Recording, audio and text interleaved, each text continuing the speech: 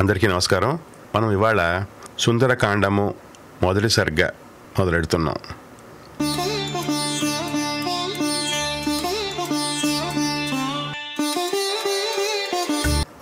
మొదటి సర్గలో హనుమంతుడి సముద్రం దాటుట, మైనాకుని స్వాగతము, సురసను జయించుట, సింహికా వధ, లంకాశోభను గాంచుట అనే అంశాలు ఉన్నాయి. మొదలెడదాం.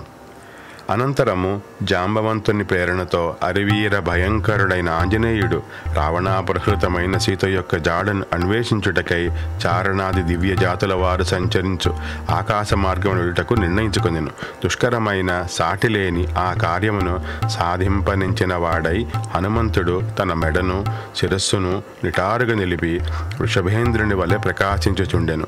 అతడి పచ్చిక బయళ్ళు వైఢూర్య వర్ణ శోభితములై చల్లదనము కలిగి మృదువుగా స్వచ్ఛములైయుండుటచే అవి సలిల కల్పములై వాయుస్పర్శచే తరంగాయుతములై అలలారుచుండెను. అంతటా ధీరుడను మహాబలశాలియు అయిన హనుమంతుడు వాటిపై హాయిగా అటునిటు సంచరించుచుండెను. ప్రతిభాశాలి అయిన ఆ హనుమంతుడు ఒక మహాసింహము వల్ల విజృంభించుచు తిరుగుతుండగా ఆయన వక్షస్థలము యొక్క తాకిడికి అతడి వృక్షములు కూలిపోసాగినవి. వాటిపై గల పక్షులు భయపడినవి. పెక్కు మృగములు అసువులను కోల్పోయినవి. ఆ మహేంద్రగిరి సహజముగానే నీలము, ఎరుపు, పసుపు, ఆకుపచ్చ, తెలుపు, నలుపు మొదలగు చిత్ర విచిత్ర వర్ణములు గల ధాతువులచే అలంకృతమై ఉండెను. అచట దేవతాసములైన కామరూపులకు యక్ష కిన్నెర గంధర్వ నాగులు పలు పరికరములతో నిరంతరము సంచరించుచుండిరి. అసంఖ్యాకములైన ఏనుగులతో ఒప్పుచున్న ఆ మహేంద్రగిరి తలమున నిలిచియున్న ఆ కపివరుడు జలాశయమునందలి ఒక మహాగజము వలె భాషించెను. అతడు సూర్యునకును, మహేంద్రునకును, వాయుదేవునకును, బ్రహ్మదేవునకును, ఇతర దేవతలకును అంజలి ఘటించి బయలుదేరుటకు నిశ్చయించుకొనెను. పిమ్మట కార్యదక్షుడైన మారుతి తూర్పునకు తిరిగి తన తండ్రి యొక్క వాయుదేవునకు ప్రణమిల్లెను. దక్షిణ దిశగా వెళ్లదలచిన వాడై తన శరీరమును పెంచెను. రామకార్య సిద్ధికై సముద్రమును లంఘింప నిశ్చయించుకొని వానర వీరులందరూ చూచుచుండగా అతడు పున్నమి పర్వదినములయందు ఉప్పొంగు సముద్రుని వలె వృద్ధి చెందెను. హనుమంతుడు సముద్రమును అవలీలగా దాటగోరి అపరిమితముగా తన శరీరమును పెంచెను. లంఘించుటకు ఉద్యుక్తుడై మహేంద్రగిరిని తన కరచరణములచే బలముగా అదిమెను. ఆ పర్వతము స్థావరమే అయినను మారుతి గట్టిగా అదుముటచే అది కొన్ని క్షణముల పాటు కంపించెను. విరబూసిన చెట్ల కొమ్మల నుండి పువ్వులన్నీయు జల జల రాలెను. చెట్ల నుండి రాలి సువాసలను వెదజల్లుతున్న పుష్పములతో ఆ పర్వతము నిండిపోయాను. అప్పుడు అది ఒక పూలకొండ వలె భాషించెను. ఆ మహావీరునిచే అదమబడిన ఆ పర్వతము ఒక భద్రగజము మదజలము వలె జలధారలు స్రవింపజేసెను. మహాబలశాలి అయిన ఆ మారుతిచే అదమబడిన మహేంద్రగిరి తన పగుళ్ల నుండి బంగారము, వెండి, కాటుక ధారలను వెలిగిరక్కెను. ఏలనైన అగ్ని యొక్క సప్తార్చులలో మధ్యమార్చునది సులోహిత. దాని జ్వాలల నుండి పొగలు వెలువడుచున్నట్లు ఆంజనేయునిచే అదమబడిన ఆ మహేంద్రగిరి పెద్ద పెద్ద ఎర్రని శిలలు ముక్కలు ముక్కలుగా బయటపడసాగాను. ఆ గిరి గట్టిగా అదమబడుటచే దాని గుహలయందు అంతటా నివసించు చిన్న చిన్న ప్రాణులన్నీయును మిగులు నలిగి వికృత స్వరములతో గగ్గోలు పెట్టాను. శైలపీడకులో నేను వివిధ ప్రాణుల ఆక్రంద ధ్వనులు పృథ్వీయందంటను నిండెను. ఉపవనముల యందును దశ దిశల యందును వ్యాపించెను. స్పష్టముగా వ్యక్తమవుతున్న స్వస్తి లక్షణములు గల విశాలమైన పడగలతో భయంకరముగా విషాగ్నులను క్రక్కుచు సర్పములు తమ కోరలతో శిలలను కాటువేయుచు గట్టిగా పట్టుకొనసాగాను. బుసలు కొడుతున్న విషసర్పముల కాటుకలోనైన ఆ గండశిలలు విషాగ్ని కీలలతో మండెను. అప్పుడు అవి పటేల్ పటేల్ మనుచు వేల కొలదిగా తుత్తునీయలాయను. ఆ మహేంద్రగిరి పుట్టి పెరిగిన ఔషధులలో విషహరములైనవి అనేకము గలవు. అయినను ఆ మహాసర్పముల ఘోర విషమును మాత్రము హరింపజాలకపోయినవి. భూతలము చేయు కొండ పగలగొట్టబడుచున్నది అని తలంచి తాపసులు కలత చెందిరి. విద్యాధరులను భయపడి తమ స్త్రీలతో అచటి నుండి ఆకాశమునకు ఎగిరిపోయిరి. ఆ విద్యాధరులు పానభూమి ఎందలి మధుర పానీయములు గల బంగారు పాత్రలను, అమూల్యమైన భోజన పాత్రలను, కనక కలసములను భయముతో అచటనే వదిలి వెళ్ళిరి. వారు లేహ్యములైన రుచ్యములైన భక్ష్యములను బాగుగా గుజ్జుగలిగిన వివిధ మధుర రస ఫలములను, ఎద్దు చర్మములతో చేయబడిన డాళ్లను, బంగారు పిడిగొల ఖడ్గములను అచటనే విడిచిపెట్టిపోయిరి. వారు గళములయందు కంఠహారములను, ఎర్రని పూలమాలను ధరించియుండిరి. శరీరముపై ఎర్ర చందనములు అలందుకొనియుండిరి. సహజముగానే ఎర్ర తామరల వంటి వారి కన్నులు మధుపానము ఇంకనూ ఎరుపెక్కెను. అట్టి విద్యాధరులు మిక్కిలి భీతితో ఆకాశమునకు చేరిరి. విద్యాధర స్త్రీలు హారములను, అందెలను, దండ కడియములను, కర్ర కంకణములను ధరించియుండిరి. వారు సంభ్రమాశ్చర్యములతో, దరహాసములతో తమ ప్రియులతో కూడి అంతరిక్షమును నిలిచియుండిరి. విద్యాధరులను, మహర్షులను ఆకాశమున ఒక చోట చేరి నిరాధారముగా అంతరిక్షమున తేలియాడు తమ మహావిద్యను ప్రదర్శించుచు అతడి నుండి మహేంద్రగిరిని కుతూహలముతో వీక్షింపసాగిరి. అప్పుడు నిర్మలాకాశమున నిలిచి ఉన్న పవిత్రాంతఃకరులైన ఋషుల చారణల సిద్ధుల మాటలను వారు వినిరి. పర్వతాకారుడును, వాయునందుడును, మిక్కిలి వేగము గలవాడును అయిన ఈ హనుమంతుడు మొసళ్లకు నిలయమైన సముద్రమును లంఘింపదలుచుచున్నాడు. అతడు శ్రీరామ కార్యార్థము వానర రాజైన సుగ్రీవుని ఆజ్ఞ మేరకు ఇతరులకు అసాధ్యమైన పనిని చేయదలంచుచు దాటశక్యముగాని సముద్రము యొక్క ఆవలి ఒడ్డును చేరగోరుచున్నాడు. ఆ మహాత్ముల యొక్క ఈ వచనములను విని విద్యాధరులు సాటిలేని ఆ వానరోత్తముని మహేంద్రగిరిపై చూచిరి. పర్వత సదృశుడైన ఆ మారుతి ఒకసారి వడలు విరిచి రోమములను వెదల్చెను. ప్రళయకాల మేఘము గర్జించినట్లు ఒక మహానాదము చేసెను. ఆ మారుతి ఎగురు సన్నద్ధుడై రోమములతో నిండి మొదట లావుగా నుండి క్రమక్రమముగా సన్నబడుచు వర్తులాకారమైన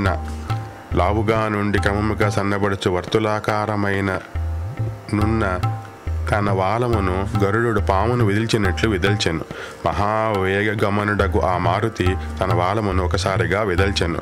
అప్పుడు పృష్ఠభాగము నుండి నిట్ట నిలువుగా వంకరగా నిలిచియున్న ఆ లాంగూలము గరుత్మంతునిచే కొనిబోబడు మహాసర్పము వలె గోచరించుచుండెను.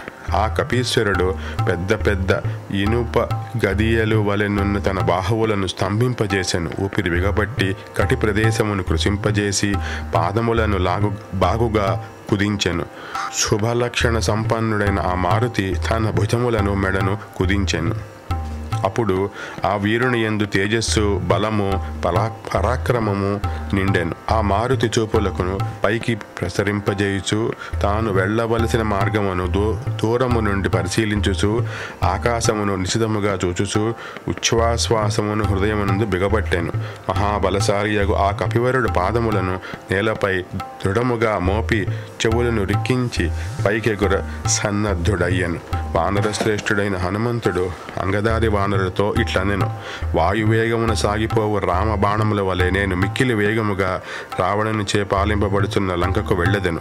అతట జానకీమాతను కాంతజాలనిచో అదే వేగమున సురలోకమునకు పోయేదను. ఆ స్వర్గమున కూడా సీతాదేవి దర్శింపనిచో రాక్షస రాజైన రావణుని అవలీలగా బంధించి తీసుకుని వచ్చేదను. ఏది ఏమైనను కృతకృత్యుడనై సీతతో సహా తిరిగి వచ్చేదను. లేనిచో రావణునితో సహా లంకను పెకిలించుకొని తీసుకొని రాగలను. వానరోత్తముడైన హనుమంతుడు తోడి వానరులతో ఇట్లు పలికి మిక్కిలి వేగముగా సాగిపోగల ఆ మారుతి ఎట్టి జంకుగొంకులు లేక అతివేగమున అంతరిక్షమునకు ఎగిరెను. అప్పుడు ఆ కపీశ్వరుడు తనను గరుత్మంతునిగా భావించుకొనెను. అతడట్లు ఎగురుతున్నప్పుడు ఆ వేగమునకు పర్వతం పైగల వృక్షములన్నీయో అన్ని వైపుల నుండి కొమ్మలతో సహా ఆకాశమునకు ఎగిరెను. మదించిన కొక్కెరలను, కొంగలను, పువ్వులతో నిండిన వృక్షములను తన ఊరు వేగమున వెంటగొనిపోవచ్చు నిర్మలమైన ఆకాశమును అతడు పురోగమించెను. సుదీర్ఘయాత్రలకు బయలుదేరిన ఆత్మీయుని వీలుటకు ప్రియ బంధువులు కొంత దూరము అనుసరించినట్లు ఆ కపివరుని ఊరు వేగమునకు పైకెగిన వృక్షములన్నీయు ఒక ముహూర్త కాలము అతనిని వెన్నంటివి. ఆయన ఊరు వేగ ధాటికి పికిలింపబడినట్లు మద్ది చెట్లు తదితర మహావృక్షములను సైన్యములు ఒక మహారాజును వలె ఆ హనుమంతుని అనుసరించెను. పర్వతాకారుడు కపివరుడు అయిన ఆ హనుమంతుడు బాగుగా పుష్పించిన పెక్కు మహావృక్షములతో పరివృతుడగుటచే మిక్కిలి అద్భుతముగా కనిపించుచుండెను. దేవేంద్రునకు భయపడి పర్వతములు సముద్రములలో దాగుకొని చేయవగల బరువుగల చెట్లన్నీ జలధిలో పడి మునిగిపోయాను. మేఘ సదృశుడై అలరారుచున్న విశాలాకృతి గల ఆ హనుమంతుడు వివిధములగు కుసుమములతో చిగుళ్లతో మొగ్గలతో పరివృతుడై మిణుగురు పురుగులతో కూడిన పర్వతము వలె శోభిల్లాను. ఆత్మీయులను కొంత దూరం అనుసరించి వెనుకకు మరళ్ళ మిత్రుల వలె ఆ చెట్లు ఆయన వేగముతో కొంత దూరం అనుసరించినవై ఆయన వేగము నుండి విడివడి పువ్వులను రాల్చుచూ నీటిలో పడి అంతటను వ్యాపించెను. ఆ హనుమంతుడు వాయువేగ కారణముగా వృక్షముల యొక్క వివిధములకు పుష్పములు కొంత దూరము కొనిపోబడినవై తేలికగా ఉండటం వలన తుదకు విచిత్రముగా అవి సాగరమున పడిపోయెను. అప్పుడు ఆ మహాసముద్రము అసంఖ్యాకములైన నక్షత్రములతో కూడిన ఆకాశము వలె శోభిల్లేను. వివిధములగు రంగురంగుల పుష్ప సమూహములు ఆ మారుతి శరీరముపై అంటుకొని ఉండగా అతడు ఆకాశమున మెరుపుతీగలతో అలరారు మేఘము వలె ప్రకాశించెను. ఆయన వేగముచే చెల్లాచెదురై పడి ఉన్న పూలతో ఆ సముద్ర జలము మనోజ్ఞమై ఉదయించుచున్న మనోహరములైన నక్షత్రములతో అలరారు ఆకాశము వలె వెలసిల్లెను. బాగుగా చాచబడినవై అంబరమున అలరారుచున్న ఆ మారుతి 2 బాహువులు పర్వతాగ్రము నుండి వెలువడిన 5 పడగల సర్పము వలె భాసిల్లుచుండెను. మహావేగ గమనుడైన ఆ కపివరుడు ఉత్తుంగ తరంగములతో అలరారు ఆ సముద్రమున తన ఛాయ ద్వారా జుర్రుచున్న వాని వలె ఒప్పారెను. ఇంకను అతడు ఆకాశమును పానము చేయగోరు వాని వలెను భాసిల్లెను. వాయుమార్గమున సాగిపోవచున్న ఆయన యొక్క కన్నులు విద్యుత్కాంతుల వలె మెరయుచు పర్వతమునందలి 2 అగ్నుల వలె ప్రకాశించుచుండెను. వానర శ్రేష్ఠుడైన మారుతి యొక్క నేత్రములు పింగళ వర్ణము కలిగి మిక్కిలి విశాలములై గుండ్రముగా వెలసిల్లుచుండెను. అప్పుడవి ఉదయించుచున్న సూర్యచంద్రుల వలె భాసిల్లుచుండెను. ఎర్రని నాసిక గల ఆ ఎర్రని ముఖమండలము సంధ్యారాక సంశోభితమగు సూర్యమండలము వలె వెలసిల్లుచుండెను. ఆకాశమును తేలిపోవచున్న వాయుపుత్రుని యొక్క వాలము మహోన్నతముగా నిలిచి పైకెత్తబడిన ఇంద్ర ధ్వజము వలె శోభిల్లుచుండెను. మహాత్ముడను తెల్లని పలువలస గరవాడును మిక్కిలి ప్రజ్ఞాశాలియు అయిన ఆ వాయునందనుడు చక్రాకృతిలోనున్న వాలముతో గోడి పరివేషితంతో ఒప్పుచున్న భాస్కరుని వలె తేజరిల్లెను. ఎర్రని వాల మూల ప్రదేశ శోభలతో ఒప్పారు ఆ కపీశ్వరుడు గైరికాది ధాతువులతో 2గా విభజించబడిన పర్వతము వలె విరాజిల్లెను. సముద్రమును లంఘించుచూ పోవచున్న ఆ వానర వీరుని బాహుమూలముల ద్వారా ప్రసరించు వాయువు మేఘ గర్జము వలె ధ్వనింపసాగాను. పొడవైన వాలముతో కూడి ఉత్తర దశ నుండి దక్షిణ దిశకు సాగిపోవచున్న ఆ కపివరుడు ఆకాశమున ఉత్తరమున పొడమి దక్షిణ దిశగా రాలిపోవు తోకచుక్క వలె గోచరించెను. ఆ వానరేంద్రుడు కక్షయందు బంధింపబడిన మహామాతంగము వలె శోభిల్లెను. హనుమంతుడు ఆకాశమున సాగిపోవచుండెను. ఆయన నీడ సముద్ర జలములలో ప్రతిబింబించుచు లోతుగా మునిగియుండెను. నీటిలో కొంత మునిగి మిగిలిన భాగము నీటిపై తేలుచు అనుకూల పవనముల ప్రభావన సాగిపోవు నౌక వలె అతడు ఒప్పెను. ఆకాశమున ఆ మారుతి సాగిపోవునప్పుడు అతడు దాటుతున్న సముద్ర ప్రాంతములన్నీయును అతని ప్రబల వేగమున అల్లకల్లోలములై ఉన్మాదభరితములైనట్లు కనబడెను. కొండలంత ఎత్తునకు ఎగురుచున్న సముద్ర తరంగములను తన వక్షస్థలముతో నెట్టుచు వాటిని చిన్నాభిన్నము గావించుచు ఆ మహాకపి మిక్కిలి వేగముగా ఆకాశమును తేలిపోవచుండెను. హనుమంతుని గమన వేగమున ఏర్పడిన బలీయమైన వాయువు మేఘముల నుండి వెలువడు గాలి 2 కలిసి భయంకర ఘోషలతో గూర్నిల్లుచున్న సముద్రమును ఇంకనూ కంపింపజేసినవి. లవణ సముద్రమునందు ఉవ్వెత్తుగా ఎగురుచున్న పెద్ద పెద్ద తరంగ పంక్తులను చెల్లాచెదురు గావించుచు ఆ కపివరుడు ఒక విభజన రేఖ వలె భూమి ఆకాశములను వేరు చేయుచున్నట్లు సాగిపోవచుండెను. మహావేగ గమనుడైన హనుమంతుడు మేరుమందర పర్వతములంత ఎత్తున ఎగిరెగిరి పడుచున్న ఆ మహాసముద్ర తరంగములను లెక్కపెట్టుచున్న వాని వలె ముందునకు సాగెను. ఆ వాయునందుని వేగముచే పైకెగిసిన సముద్ర జలము ఆకాశమునందంతటను వ్యాపించి జలముతో కూడిన తెల్లని శరత్కాల మేఘము వలె వెలసిల్లెను.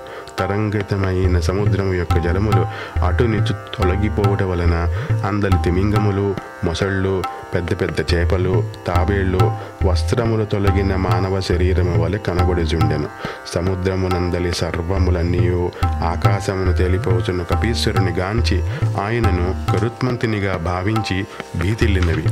ఆ వానర శ్రేష్ఠుని నీడ 10 యోజనముల పొడవు 30 యోజనముల వెడల్పు గలదై నీటిపై మిక్కిలి మనోహరముగా ఒప్పుచుండెను.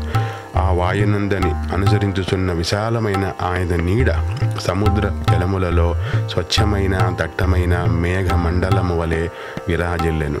మహా తేజస్వియు మహాకాయుడను అయిన ఆ కపివరుడు నిరాధారమైన వాయువు ఆకాశ మార్గమును పయనించుచు రెక్కలు గల పర్వతము వలె భాసిల్లుచుండెను. అమిత బలశాలి అయిన ఆ కపీంద్రుడు మిక్కిలి వేగముగా వెళ్ళుచున్న ఆ మార్గమున సముద్రము విశాలమైన ఓడ వలె ఒప్పారెను. పక్షి సమూహముల మార్గమున గరుత్మంతుని వలె సాగిపోవచ్చు హనుమంతుడు మేఘములను ఆకర్షించుచు వెళ్ళు వాయువు వలె ఒప్పెను. మారుతిచే ఆకర్షింపబడుచున్న మహామేఘములు తెలుపు, ఎరుపు, నీలము, పసుపు మొదలగు పలు వన్నెలతో ప్రకాశించుచుండెను. పదే పదే మేఘముల మధ్య ప్రవేశించుచు బయటికి వచ్చుచు పురోగమించుచున్న హనుమంతుడు మేఘములచే కప్పబడుచు అవి తొలగిన వెంటనే ప్రకాశించుచున్న చంద్రుని వలె గోచరించెను. అప్పుడు అతి వేగముగా ఆకాశమున పయనించుచున్న హనుమంతుని చూచి దేవతలు, గంధర్వులు, దానవులు ఆయనపై పుష్పవర్షములను కురిపించిరి. రామకార్య సిద్ధికై ఆకాశమున పయనించుచున్న ఆ వానరోత్తమునకు సూర్యుడు తాపమును కలిగింపలేదు. ఆయన శ్రమను తొలగించుటకై వాయుదేవుడు కూడా చల్లగా వీచుచుండెను. అంతరిక్షమును పయనించుచున్న మహా తేజస్వియగు ఆ హనుమంతుని మహర్షులు స్తుతించిరి. దేవతలు, గంధర్వులు ఆయనను ప్రశంసించుచు కీర్తించిరి. ఏమాత్రము అలజడ చెందక అవలీలగా శీఘ్రముగా పయనించుచున్న ఆ వాయునందుని గాంచి నాగులు, యక్షులు, దిక్పాలురు, దేవతలు మొదలగు వారందరూ ప్రస్తుతించిరి. పక్షి గణములన్నీయును నుతించెను. వానర పొంగవుడైన ఆ హనుమంతుడు సాగిపోవుచుండగా ఇక్ష్వాకు వంశము యొక్క కీర్తి ప్రతిష్టలను కోరునట్టి సాగరుడు ఇట్లు తలపోసెను. వానరేంద్రుడైన హనుమంతునకు సహాయపడనిచో నేను అన్ని విధములుగా అందరి దృష్టిలో నిర్ద్వందార్హుడనగును. నేను ఇంతటి వాడగుటకు ఇక్ష్వాకు ప్రభువైన సగరుడే కారకుడు.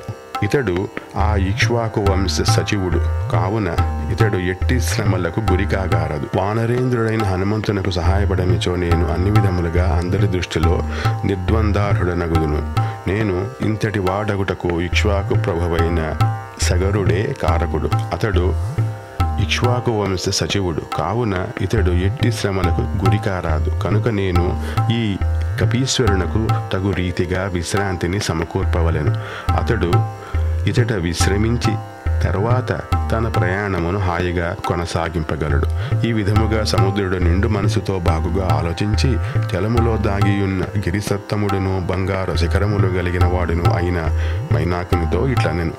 ఓ మైనాక, దేవరాజైన ఇంద్రుని కారణమైన పాతాళవాసులైన రక్తశిఖ మూకలకు అడ్డుగా నీవు మహాశిలవలె నిలిచిపోయితివి. పరాక్రమవంతులైన ఆ రాక్షసులు మరల లేచి రాకుండా దుర్భేద్యమైన ఈ పాతాళ ద్వారమును పూర్తిగా మూసివేసి ఇచ్చట ఉంటివి. ఓ మైనాక, పైకి కిందకి అన్ని వైపులకు పెరుగుటకు నీవు సమర్థుడవు కనుక ఓ గిరీంద్ర, నిన్ను ప్రోత్సహించుచున్నాను. పరాక్రమవంతుడు, అసహాయ సూర్యుడు, కవి ప్రవరుడు అయిన ఈ హనుమంతుడు రామకార్యార్థి అయి నీకు పైభాగమున ఆకాశమున ఇదిగో వచ్చుచునేయున్నాడు. ఇక్ష్వాకు వంశజులు నాకు పూజ్యులు. నీవు నన్ను ఆశ్రయించియుండుట వలన నీకును వారు పరమ పూజ్యులు. కనుక ఇక్ష్వాకు వంశము వాడైన శ్రీరాముని ఆజ్ఞానువర్తియగు ఇతనికి సహాయపడుట మన కర్తవ్యము. కావున మాకు సహాయపడము. హనుమంతుడు మనకు అతిథి, పరమపూజ్యుడు. కావున నీవు నీటి నుండి బయటికి రమ్ము. ఆలసింపవలదు. నీపై అతడు విశ్రాంతిని తీసుకొనగలడు. బంగారు శిఖరమును గలవాడ, దేవతలచే గంధర్వులచే సేవింపబడువాడా, ఓ మైనాక్, హనుమంతుడు నీపై ఒకంత విశ్రమించి తరువాతి ప్రయాణమును కొనసాగింపగలడు. పరాక్రమశాలి అయిన వానర శ్రేష్ఠుడు ఇదిగో నీ సమీపమునకు రానే వచ్చినాడు. సీతాదేవి విషయమున శ్రీరాముని విహ్వలతను, రాముని ఎడబాటు వలన సీతాదేవి యొక్క దుస్థితిని, హనుమంతుని కార్యభారమును గుర్తించి త్వరగా బయటికి రమ్ము. సువర్ణ శృంగుడైన మైనాకుడు సముద్రుని మాటలను పాటించి లతలతో ఒప్పుచున్న పెను వృక్షములతో సహా వేగముగా నీటి నుండి బయటికి వచ్చెను. మేఘమండలమును చీల్చుకొని ప్రకాశించు కిరణములతో వచ్చు భాస్కరుని వలె అప్పుడు ఆ మైనాకుడు సాగర జలమును భేదించుకొని బయటికి వచ్చేసెను. సముద్రుని వినియోగింపబడిన మహాత్ముడైన ఆ మైనాకుడు సాగర జలముచే ఆవృతుడై ఒక్కసారిగా హఠాలున తన శృంగములను దర్శింపజేసెను. ఆ మైనాకగిరి శిఖరములు బంగారు కాంతులు నీనుచుండెను. వాటిపై కిన్నెరులు విహరించుచుండిరి.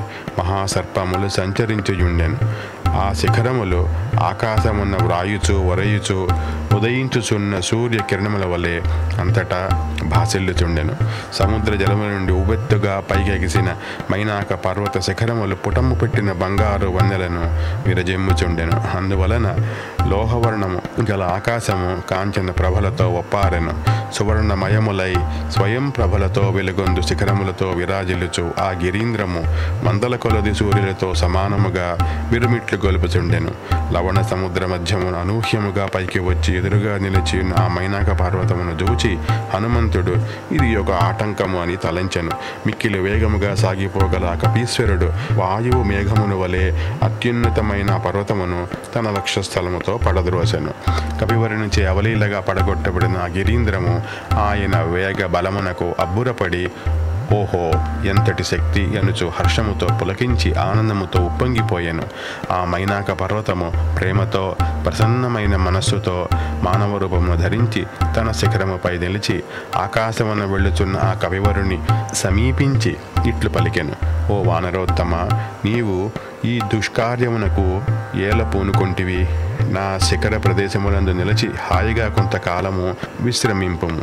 ఈ జలధి రఘువంశజులచే ఇంతగా వృద్ధి చెందినది కనుక అట్టి సాగరుడు రామకార్యమును సాధించుటకై నియుక్తుడైన నీకు అతిథి సపర్యలు చేయదలిచినాడు. మేలు చేసిన వారికి ప్రత్యుపకారము చేయుట అందరికీ నీ కర్తవ్యము. ఇది సనాతన ధర్మ లక్షణము. అట్టి సముద్రుడు నీకు సహాయపడదలిచినాడు. నీ సమ్మానమును పొందుటకు అతడు అర్హుడు. శతయోజనము దూరము ప్రయాణం చేయుటకై ఈ కపివరుడు ఆకాశ మార్గం విడుచున్నాడు. నీ సానువుల యందు కొంత విశ్రమించి తర్వాతి ప్రయాణమును పిదప కొనసాగింపగలడు అని సముద్రుడు నన్ను నీ నిమిత్తమై సగౌరవముగా ప్రోత్సహించెను. కనుక ఓ హనుమంతుడా, కొంతసేపు నాపై విశ్రమించి ముందుకు సాగుము. అందువలన ఓ హరివీర, ఇచట కందమూలముల ఫలములు సమృద్ధిగా గలవు. అవి కమ్మని వాసనలను కుమ్మరించుచున్నవి, మిక్కిలి రుచికరమైనవి.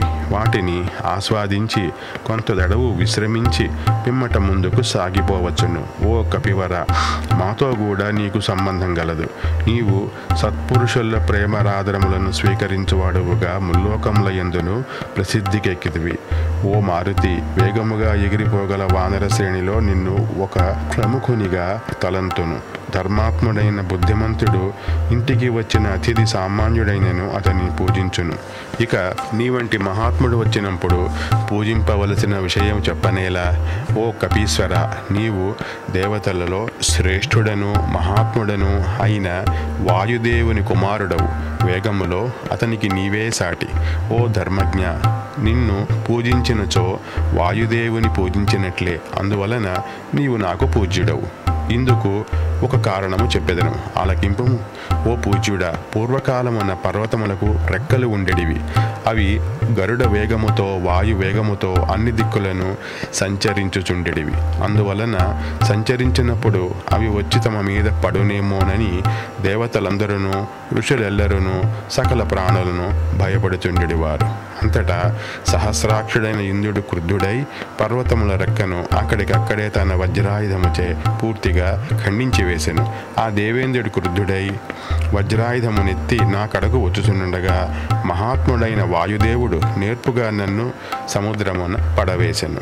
ఓ వానరోత్తమ, నీ తండ్రి అయిన వాయుదేవునిచే నిన్ను సురక్షితుడనై చెక్కు చెదరని రెక్కలు గలవాడై ఈ లవణ సముద్రమున భద్రముగా ఉంచబడితిని. ఓ హనుమంతుడా, అందువలన వాయుదేవుడు నాకు మిక్కిలి పూజ్యుడు. కనుక నేను నిన్ను సగౌరవముగా ఆదరించుచున్నాను.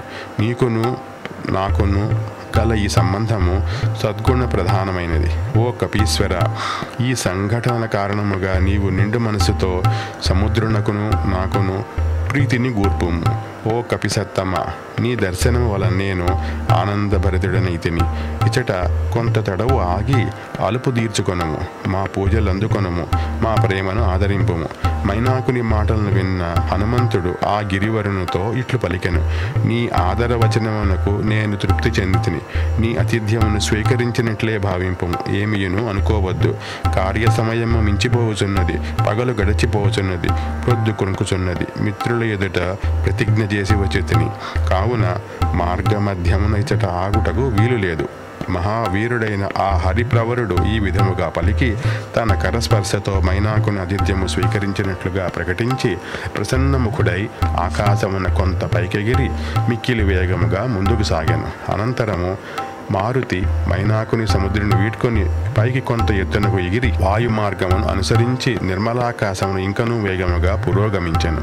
వాయునందనుడు ఇంకనూ పైకెగిరి ఆ గిరివరుని దూచుచు నిరాధారమైన నిర్మలాకాశమున ఇంకనూ వేగముగా ముందుకు సాగాను. హనుమంతుడు వనచిన సుదుష్కరమైన ఈ రెండవ కార్యమును దూచి దేవతలు, సిద్ధులు, మహర్షులు అందరూ ఆయనను ప్రశంసించిరి. సహస్రాక్షుడైన ఇంద్రుడను అతడు నిలిచియున్న దేవతలందరూ కాంచన శిఖరమున గల ఆ మైనాకుని కృషికి మిక్కిలి హర్షించిరి. ధీశాలియగు దేవేంద్రుడు సంతోషాకాతిరేమున గద్గద స్వరముతో కాంచన శిఖరమున గల గిరివరునితో ఇట్లు స్వయముగా అనెను. హిరణ్యనాభ శైలేంద్ర, నీ కృత్యమునకు నేను మిక్కిలి సంతసించితిని. నీకు అభయమిచ్చుచున్నాను. ఓ సౌమ్య, నీవింక హాయిగా నుండుము. మిక్కిలి పరాక్రమశాలియు 100 యోజనముల దూరమునకు పయనించువాడుచున్నాడును. భయపడిన సమయమందును నిర్భయముగా నున్న హనుమంతునకు నీవు గొప్పగా సహాయపడితివి. ఈ హనుమంతుడు దశరథనందనుడైన శ్రీరాముని దూతగా వెళుచున్నాడు. అట్టి వాణిని నీవు సత్కరించినందులకు నేను మిక్కిలి సంతోషపడుచున్నాను. అనంతరము దేవతలకు ప్రతిభావంతుడైన ఇంద్రుడు పరితిష్ఠుడగుటను గాంచి పర్వతోత్తముడైన ఆ మైనాకుడు మిక్కిలి హర్షమును పొందెను. అంతటా ఇంద్రునిచే అభయవరమును పొందిన ఆ గిరివరునకు మనస్సు కుదుటపడెను. హనుమంతుడు ఆ సాగర ప్రదేశమును ఒక్క క్షణకాలములో దాటిపోయెను. పిమ్మట దేవతలను, గంధర్వులను, సిద్ధులను, మహర్షులను, సూర్య తేజస్సు గల నాగమాతయ్యకు సురసతో ఇట్లు పలికిరి. చక్కని తేజస్సుతో వెలసలుచున్నవాడు హనుమంతుడును పేరుగల ఈ వాయునందనుడు సాగర భూమిపైన ఆకాశమున పయనించుచున్నాడు. నీవు భయంకరమైన కోరలతో పచ్చని నేత్రములు కలిగి ఆకాశమంత వెడల్పైన నోరు కలిగి పర్వత సమానమైన భయంకర రాక్షస రూపము ధరించి క్షణకాలము పాటు ఆయనకు విఘ్నమును కల్పింపు. ఈయన బలపరాక్రములను మరల తెలుసుకొనగోరుచున్నాము. అతడు ఉపాయముచే నన్ను జయించునా, విషాదమునకు లోనగునా, ఈ విషయము మాకు తెలియాలి. ఈ విధముగా దేవతలు గౌరవపూర్వకంగా నాగమాతయగు సురసాదేవిని కోరగా ఆమె వికారమైన వికృత రాక్షస రూపము ధరించెను. సర్వలోక భయంకరమైన ఆ రూపముతో ఆమె ఆకాశమున పయనించుచున్న ఆ హనుమంతుని సముద్ర మధ్యమున అడ్డగించి ఇట్లు పలికెను. ఓ వానరేశ్వర, దేవతలు నిన్ను నాకు ఆహారముగా నిర్ణయించిరి కనుక నేను నిన్ను భక్షింతును, నా నోటిలో ప్రవేశింపుము. సురస ఇట్లు పలుకగా దివ్య శోభలతో వెలుసున్న హనుమంతుడు ప్రసన్నవదనుడై చేతులు జోడించి ఆమెతో ఇట్లనెను. దశరథుని కుమారుడైన శ్రీరాముడు తన తమ్ముడైన లక్ష్మణుతోడను భార్యయగు సీతాదేవితోడను కూడి దండకారణ్యమున ప్రవేశించెను. రాక్షసులను హతమార్చేదని ఋషుల సమక్షమును ప్రతిజ్ఞ చేసిన ప్రతిజ్ఞ మేరకు మరీచుని వరించుటకై వెళ్ళి ఉండగా ఆయన భార్యయగు యశస్విని అయిన సీతాదేవి రావణుడు అపహరించుకొని వచ్చెను. రాముని ఆదేశమున అనుసరించి నేను ఆమె కడకు దూతగా వెళ్ళుచుంటిని. ఓ సురస, నీవును ఆయన రాజ్యమునందే నివసించియున్న దానవు. ఆయన త్రిలోక ప్రభువు గనక ఆ కాయనమునకు సహాయపడము. అట్లు కానిచో సీతామాతను దూచి ఆమె కుశలవార్తను కార్యనిర్వహణ దక్షుడైన రామునకు తెలిపి పిమ్మట నీ ముఖమున ప్రవేశించును. నేను ఈ మాటను ప్రతిజ్ఞపూర్వకంగా పలుకుచున్నాను. హనుమంతుడు ఇట్లు వచింపగా కామరూపి అయిన సురస ఇట్లు పలికెను. ఎవ్వరు నన్ను కాదని ముందుకు సాగలేరు, ఇది నాకు వరము. ముందుకు సాగుచున్న హనుమంతుని చూచి అతని బలము పరీక్షింపగోరినదై నాగమాత అయిన సురస ఇట్లు పలికెను. ఓ వానరోత్తమ, ఇప్పుడు నీవు నా నోట ప్రవేశించియే ముందుకు సాగవలెను. పూర్వము బ్రహ్మదేవుడు నాకు ఇచ్చిన వరమది అని పలుకుచూ పొరబడుచున్నదై నోటిని విపులముగా తెరిచి హనుమంతుని ముందర నిలిచెను. సురస ఇట్లు వచింప క్రుద్ధుడై, నన్ను మృంగదలసించో నీ నోటిని తెరవము అని సురసతో పలికి మారుతి 10 యోజనముల వెడల్పుతో 10 యోజనముల ఎత్తునకు పెరిగెను. 10 యోజనముల వైపుల్యముతో ఎదిగి మేఘ సదృశుడైన ఆయన చూచి సురస తన నోటిని 20 యోజనములకు పెంచెను. పిమ్మట హనుమంతుడి క్రుద్ధుడై 30 యోజనములకు పెరిగెను. అంతట సురస తన నోటిని 48 యోజనములు విస్తరింపజేసెను. వీరుడైన హనుమంతుడు 50 యోజనమునకు పెరిగెను. పిమ్మట సురస 60 యోజనమునకు తన నోటిని విస్తరింపజేసెను. అప్పుడు వీరుడైన మారుతి 70 యోజనమునకు పెరిగెను. పిదప సురస తన ముఖమును 80 యోజనమునకు పెంచెను. హనుమంతుడు పర్వత సదృశుడై 90 యోజనమునకు ఎత్తునకు ఎదిగెను. సురస తన అస్యమును 100 యోజనములు విస్తరింపజేసెను. సురస విస్తరింపజేయబడిన అస్యము దీర్ఘమైన జిహ్వగలిగి ఘోరముగా నరకప్రాయముగా నుండెను. దానిని చూచి మిక్కిలి బుద్ధిశాలి అయిన వాయుసుతుడు సమయస్ఫూర్తితో తన కాయమును సంక్షిప్తముగా చేసి అంగుష్ఠుంగ మాత్రుడయ్యను. మిక్కిలి వేగము గలవాడైన ఆ మారుతి వెంటనే ఆమె ముఖమును ప్రవేశించి చిటికలో బయటికి వచ్చెను. ప్రసన్నుడైన ఆ వాయుసూతుడు అంతరిక్షమును నిలిచి ఇట్లు వచించెను. ఓ దాక్షాయణి, నీకు నమస్కారం. నీ నోట ప్రవేశించింది కదా, ఇంకా సీతాదేవి కడకు వెళ్ళెదను. నీకు బ్రహ్మదేవుడు ఇచ్చిన వరము కూడా నెరవేరినది కదా. రాహు ముఖము నుండి చంద్రుని వలె తన ముఖము నుండి బయటపడిన కపివరుని దూచి సురసాదేవి నిజస్వరూపముతో ఇట్లు పలికెను. సౌమ్యుడైన ఓ వానర శ్రేష్ఠ, రామకార్య సిద్ధికై హాయిగా విడలము. సీతామాతను మహాత్ముడైన రాముని కడకు చేర్చుము. అప్పుడు హనుమంతుడు నచ్చిన మిక్కిలి కష్టసాధ్యమైన ఆ 3వ కార్యమును చూచి ప్రాణులన్నీయు బాగు ఆయనను ప్రశంసించితివి. వేగమున గరుత్మంతునితో సమానుడైన మారుతి సులభముగా దాటకు శక్యముగా అని వరుణాలయమైన సాగరమును సమీపించెను. అనంతరము ఆకాశ మార్గమునకెగిరి ప్రయాణమును సాగించెను. ఆ ఆకాశ మార్గము వారి ధారలచే ఒప్పుచుండును, పక్షులచే సేవింపబడుచుండును. అచట కైసిక రాగ ప్రవీణులైన తుంబుర ప్రభృతి గంధర్వులు సంచరించుచుందురు. ఇది ఇంద్రవాహనమైన ఐరావతముతో కూడి ఉండును. సింహములు, ఏనుగులు, పెద్ద పులులు, పక్షులు, సర్పములు మొదలగునవి ఆకారములు కలిగి వాటి వలె సంచరించుచున్న నిర్మల విమానములచే అది అలంకృతమై ఉండెను. వజ్రాయుధ ధ్వనులతో, పిడుగుపాటు శబ్దములతో, అగ్నుల కాంతులతో విలసిల్లుచుండును.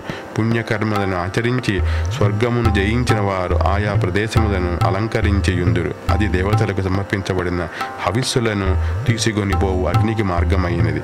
అందు సూర్యచంద్రులు, తదితర గ్రహములు, అశ్విని మొదలగు నక్షత్రములు, తారాగణములు మనోహరముగా వెలసిల్లుచుండెను. మహర్షులతోడను గంధర్వ నాగ యక్షులతోడను అది నిండియుండును. అది స్వచ్ఛమైన అతి నిర్మలమై ఉండును. విశ్వావసుడు అను గంధర్వరాజు అచట నివసించుచుండును. మంగళకరము సూర్యచంద్రుల గమన మార్గము అయిన ఈ ఆకాశమున దేవేంద్రుని గజములు సంచరించుచుండును.